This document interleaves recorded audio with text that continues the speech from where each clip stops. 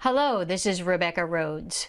This video will provide an overview of the process you can use to paint a detailed, realistic Boston Terrier in watercolor, and you can watch the full step-by-step course in real time when you visit our online school.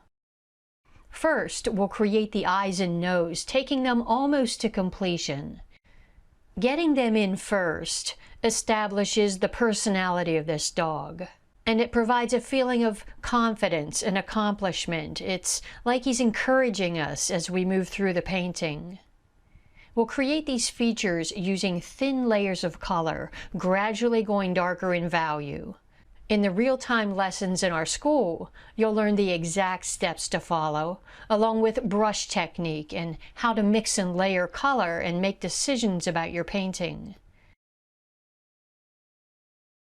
And now it's time to tackle the rest of the dog. First, we'll establish the foundational colors, the lightest values underneath the darker grays and blacks.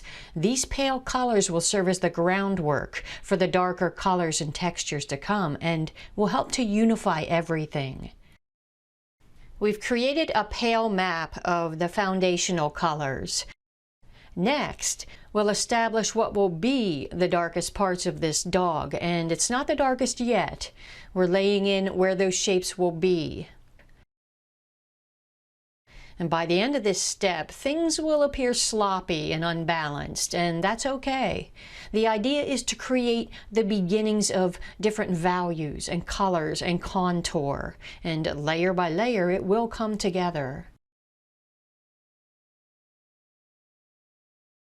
Next, we'll begin to create smoother transitions in value with midtones, those grays that aren't quite as dark. We'll work around the lightest shapes, anything that will be white. During this step, we'll continue to establish contour and bone structure, along with smoother transitions from dark to light. Things will still appear sloppy, but keep moving forward. We're getting there.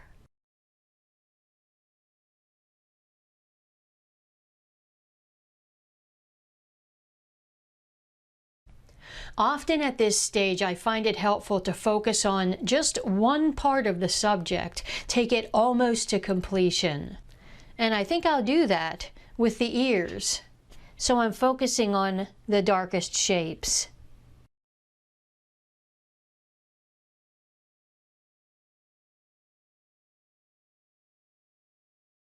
And I think I'm ready to apply midtones. Those blacks and grays that are not quite as dark. Midtones will help to create smooth transitions from dark to light.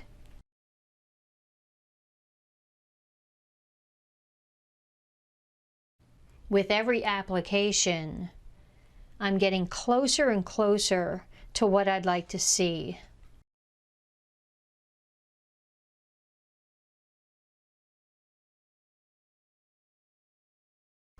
I just dipped my brush in water and wiped it on the towel, and I'm gently going over it to smooth. So these ears are just about finished, and we'll make final refinements when the rest of the head is completed.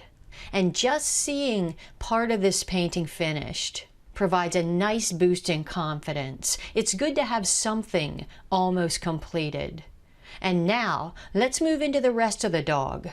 Just as in the ears, we'll refine values and color layer by layer, at the same time establishing textures and fur, contour and bone structure, and going darker overall.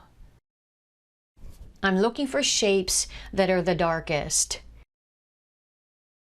And I know that this is not the darkest yet. Now things are going to appear very disjointed because we've just got the darkest parts in place, and that's okay. I'm using the previous step as a guide. I'm just going over those dark values that we created earlier. It's really helpful to have them in place.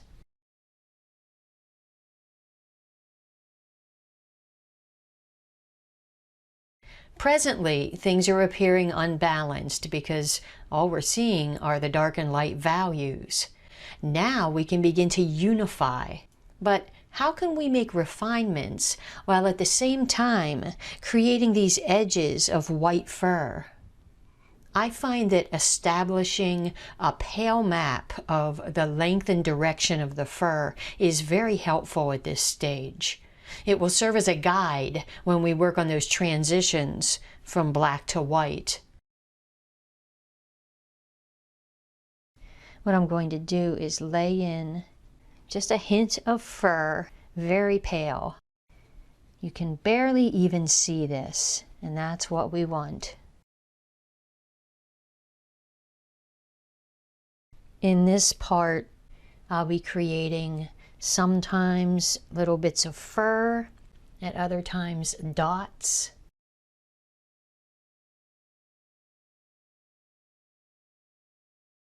We've got a pale layer of fur in place, a map that we can use as a guide.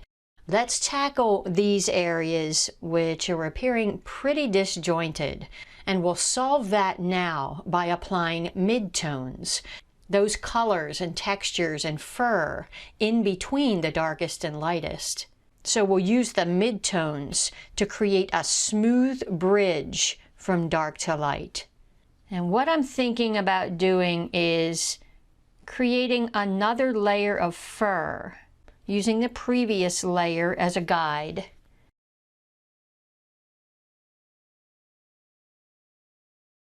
And you might be wondering why I don't just go in with one layer of gray over everything. And you could try that. The reason is I'd like to maintain the impression of fur. And if I lay in an application of gray, it might smooth the textures a little too much.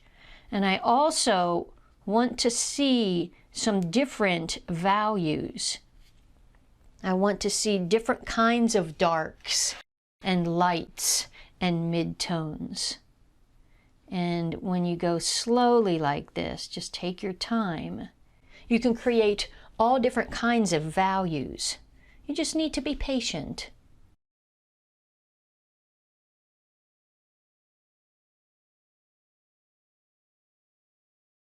Let's refine values, color, contour, and texture around the mouth and nose. Overall, this area is looking pretty pale, and I'd like to take parts of it darker. I'd also like to establish the impression of contour and curve, and we can do that by applying darker values and textures.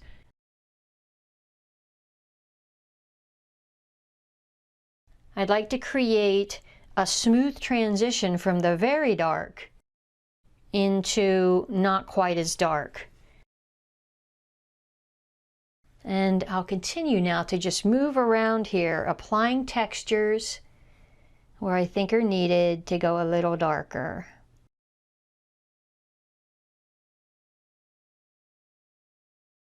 And you see how this is helping to take the area darker overall, just by touching in some textures. We've given attention to every part of this dog, establishing values, color, contour, and textures and fur. But I'm still noticing some places that could be refined. The next area that's standing out the most to me as needing refinement is here and here. And I'm seeing the darkest shapes and the lighter values, but the fur appears to be pretty rough. So I'd like to smooth things out. I'm barely touching the brush to the paper, laying in a bit of gray. So as long as you use a gentle touch, like really barely touch the brush to your paper, and then allow it to dry before going in and making further refinements. And just continue to go slightly darker where you think is needed.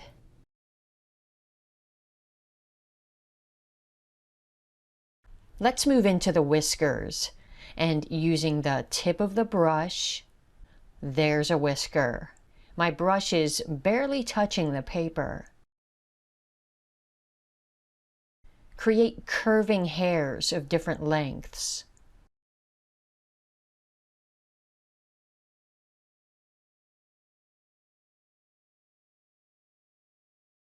So the last thing I'll do is revisit the eyes. And if you'd like to take the overall eye darker, I'm using a gentle touching motion, barely touching the brush to the paper.